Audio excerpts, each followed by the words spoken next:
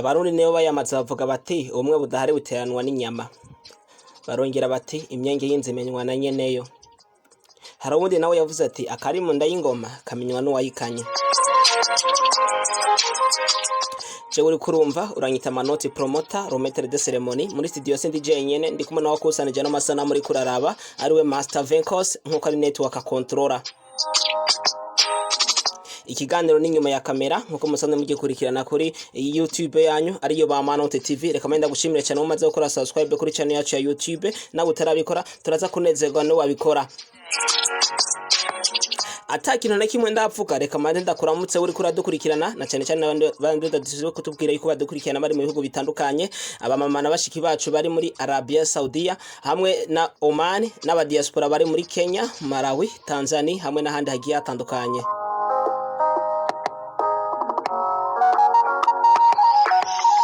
No musinje kuvuga ku mukinyi w'icamamare yamenyekanye cyane cyane mu mukino wa comedy ariho Ismail Gasore ameshi mwamenye ku izina rya Gasore Babrao. Hamaze imisi havugwa amakuru yuko Gasore Babrao yo batakibarizwa mu Ihuriro TV ariyo rebo yarasanzwe abarizwa muri no minsi ariko kuri ni Gasore Babrao ntakiri muri Ihuriro TV. Mbega Gasore Babrao yagiye muri Ihuriro TV ryari bigenze gute kubera ko yavuye muri Ihuriro TV? Byose ni kuri ba Manote TV, gumana natwe tubikubarire.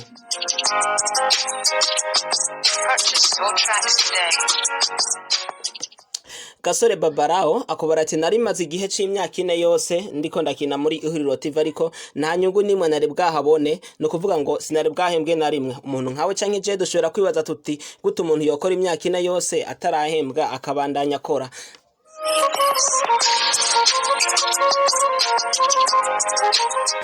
Ayo majambo si Gasore wenyene yavuze, yari yavuzwe cyane na Niramu nawe yahoze ari umukinyi wa Ihuriro TV, we akaba yavuyemo mbere biciye no mu mburano.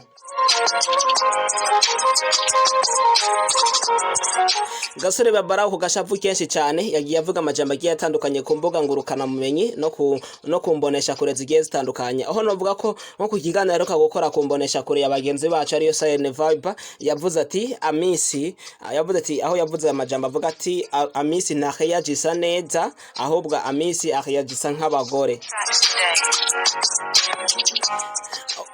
Wa Amiss avuga yahoze ari manager akaba ari manager wa Ihuriro TV, yahoze ari manager wiwe kuko kugeza kuri kano kanya takibarizwa muri Ihuriro TV ntabwo ari manager wa Ismail Gasore. Ni Ismail Gasore kandi akubwira ati igiye bisanga mani bariko biratanga igiye bisanga mani ni yiwanje kandi igiye bariko barabaha ni fake si original. Ivyo akaba yavuze kumbonesha kure ya Silent Vibe aho yari kumwe n'abagenzi bacu aribo Ozi Irakoze na mugenzi we.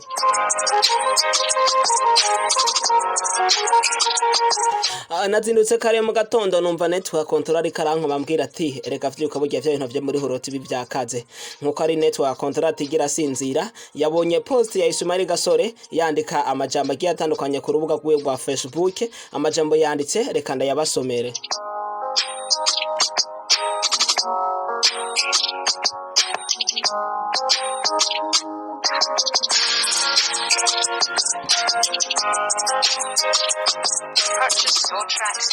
Ni Ismail Gasore yanditse agira ati ndabaramukije inshuti zanje famille yanje abantu benshi bari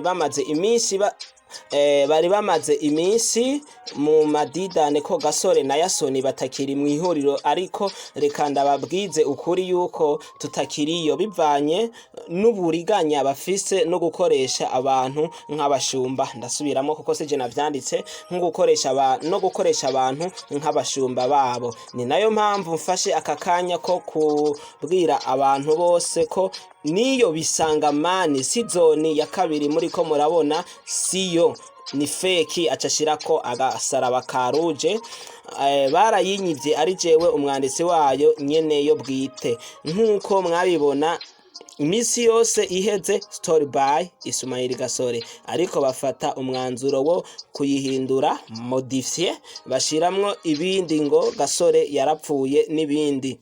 Ivyo byose sivyo, histoire yanje nije ndayifise ariko atashira mu tuzitizo uwukugize rimwe ntaba kumaze acashira ko vi canke ko mu kwitango na gatrevye bivanye n'umwe wese aca yongera ati hari gihe bazokubitwa intahe mu gahanga kuko Imana ntita uwayo nkaba ndabasaba ko mwobandanya munshigikira nkuko mwamye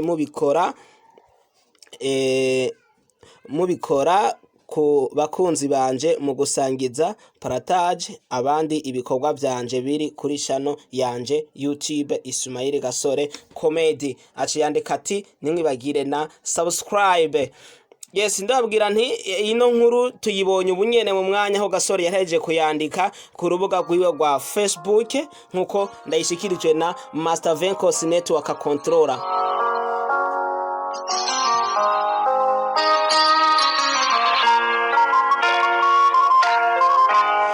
Si ivyo gusa ni Gasore kandi yongeye kwandika amajambo agiye atandukanye ku rubuga rwiwe rwa Facebook aho ubunyene ata mwanya muremure uheze mbonye Gasore apibriya amajambo yongera kuvuga kuri iyo bisangamani no kuri Ihuriro TV aho yafashe bisangamani ifoto yo muri bisangamani bacakaga kuruwa amaze kugaca ko yandika ko ngo fake.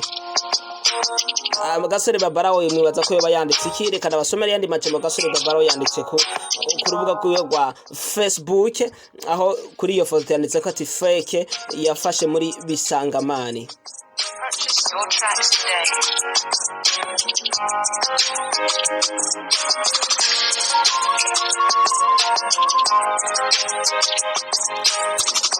Ni Gasore yagize ati hello famille mumbabarire gato ngire ico mvuze kuri iyi nkuru iriko iraca ku rubuga ngurukana bumenyi social media yuko Gasore yakuwe muri Ihuriro TV n'umukobwa ko ari ububeshi ni kinyoma cambaye ubusa kuko ni akagwi ka Ihuriro TV kagiye hamwe kugira ngo bancafuze banyambike ibara kuko ngo Gasore Babarawo avugwe nabi ntihagire n'abamukurikirana naje nti agati kateretswe n'Imana ntigahenogwa n'umuyaga.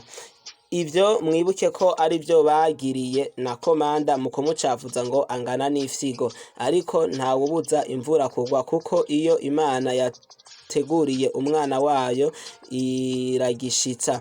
Mbandanya ndabashimira mwebwe muryango wanje muriko munyereka urukundo ruhagije Imana ibahezagire. Reka bamvuge ati mumbabarire gatoya aya majambo ntiyanditse ku ifoto yanditse ko fake ahubwo ahize ku ifoto ariko ubona umukobwa wamwagiriza yuko ari we yatumye ava muri Ihuriro TV.